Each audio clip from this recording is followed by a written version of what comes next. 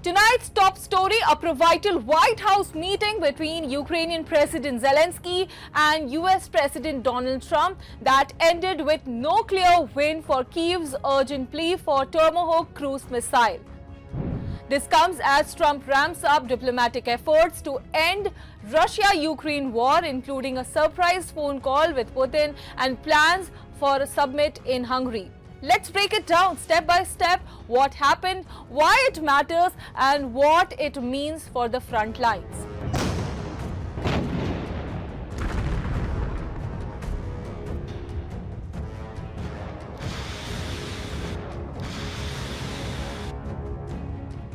The meeting unfolded Friday afternoon in White House Cabinet Room, a far cry from the tense Oval Office clash back in February when Trump famously criticized Zelensky's olive green attire and aid demands.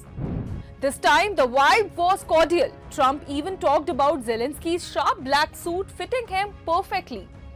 Over lunch, flanked by Vice President Vance and Secretary of State Marco Rubio, the leaders discussed military aid, ceasefire ideas, and Ukraine's push for long-range weapons to hit deep into Russian territory. At the heart of it, Tomahawk missile. The sea-launched cruise missiles packed a 1,500-mile range and pinpoint accuracy ideal for targeting Russia's oil refineries, an energy hub that fuels Putin's war machines. Zelensky has argued for months that Tomahawks would cripple Moscow's economy without US boots on the ground. Ukraine could even trade its homegrown drones in exchange. I think that Russians are afraid about Tomahawks, really afraid, because it's a strong weapon. And they know what we have, what kind of weapon we have, our production. And they understand that combination with Tomahawks, because we speak about it. We don't speak about Tomahawks like Tomahawks. We need combination. And that's why they're afraid of this combination. They understand what we can do.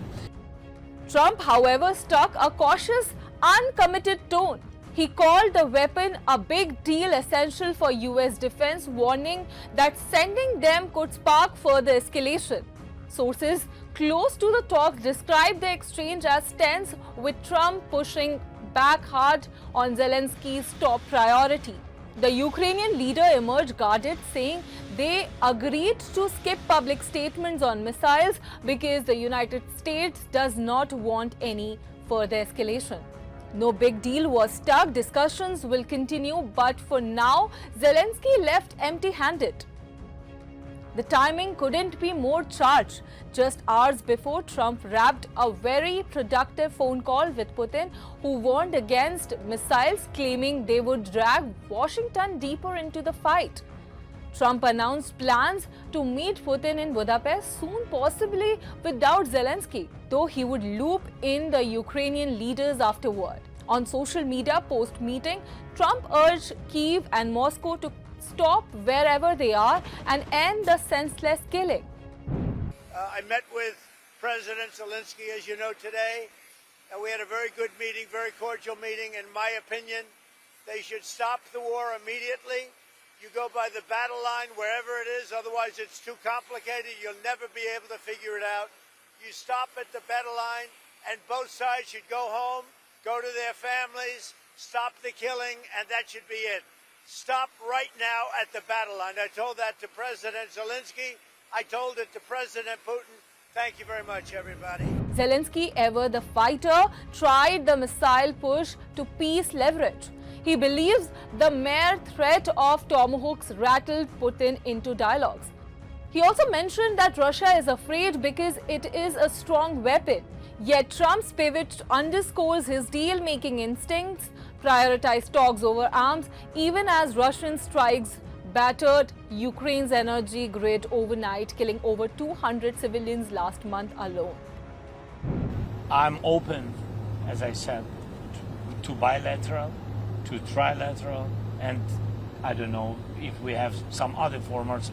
I'm open for any kind of formats which can bring us closer to peace.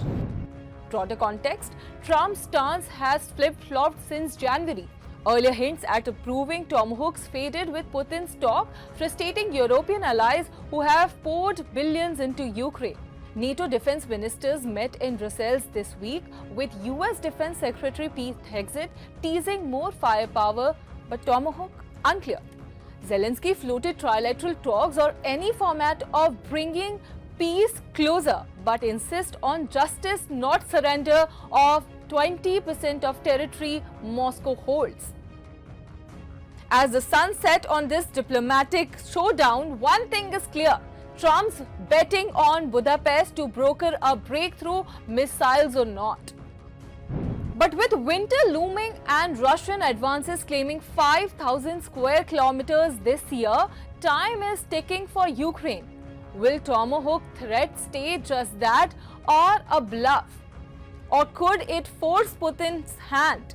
We'll keep you posted with all the latest updates. For more geopolitical stories, keep watching Money Control. Welcome to Money Control, your ultimate destination in the ever-evolving world of finance, business, markets, policy and technology. India's preeminent news platform, driven by facts and fueled by data.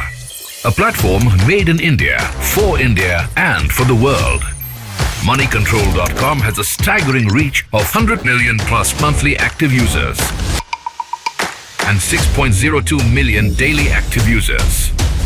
Being a transformative digital force, reshaping how we engage with money, markets and news. Setting us apart is our commitment to delivering accurate information and empowering financial decision-making in a dynamic ecosystem. Seeking a deeper dive into the financial realm, we present Money Control Pro, a powerhouse of exclusive insights, providing actionable investment ideas and expert analysis. Because in today's fast-paced world, informed decisions demand both information and expertise. And we have 1 million plus Money Control Pro total paid subscribers and 100% return in 1.5 years, beating the market. Explore market trends, access expert opinions, and utilize essential financial tools all at your fingertips. Join the millions who trust moneycontrol.com for their financial journey, where facts meet finance and data drives decisions. Think markets, think Money Control.